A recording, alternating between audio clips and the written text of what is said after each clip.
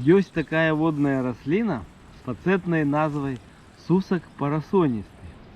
Мае суквецце кшталту парасона і звычайна пачынае суправаджаць мяне на рацэ з канца чэрвеня. Сусак зрабіўся як бы сімвалем летніх маларэчных вандровак. Разумееш гэта, калі штолета упершыню бачыш кволыя яшчэ кветкі гэтай расліны. Сапраўды, дагэтуль быццам чагосьці не стае. І вось, забыўшыся на рыбалоўлю, адразу цягнешся за здымачом. Тым разам гэты захапляльны занятак так завабіў, што нарабіў здымкаў раслін ды жывёлы больш, чым рыбы.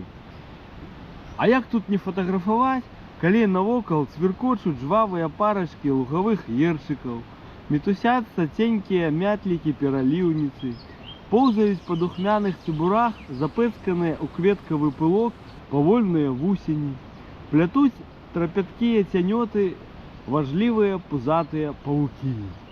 Але крыху і рыбы было. Такому цікаўнаму выдару, як я, цяперака асабліва ўтульна. Наўрад ці хтось яшчэ наважыцца ціснуцца ў высачэнныя зараснікі воднай расліннасці, рызыкуючы ўваліцца ў балацявіну ды набраць у боты вады. Таму ходзіш самотна, нават калі побач месцяцца сялібы ды пракладзена дарога. Толькі чутно бывае, як дзесьці на жаўтапёсе пялёхаецца вясковая малеча.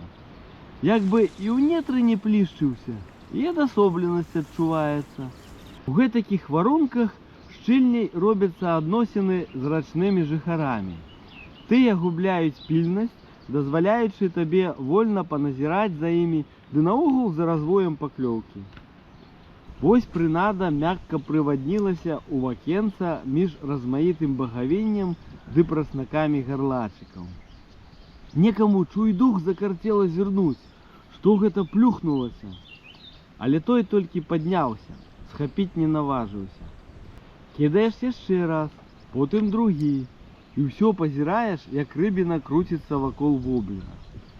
І вось нарэшце, калі пачынаеш праводку, атрымліваеш моцны тузан, пырскі ды выскокванне з вады. Вось гэта відовішча, вось гэта дзіва.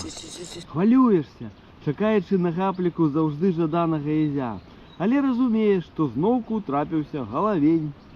Між тым глядзі ты, які ладны. Нават здзіўляешся, што спакусіў гарную рыбіну невялічкай прынадай. Маленькім ваблерком даўжынёй 3 сантыметры ды весам 2 грамы. Салма ціні. Але каб гэтак пашчасціла, трэба абавязкова мець прынаду цёмнага колеру. Лоўля з ёю трохі нязручная, бо тая губляецца з віду.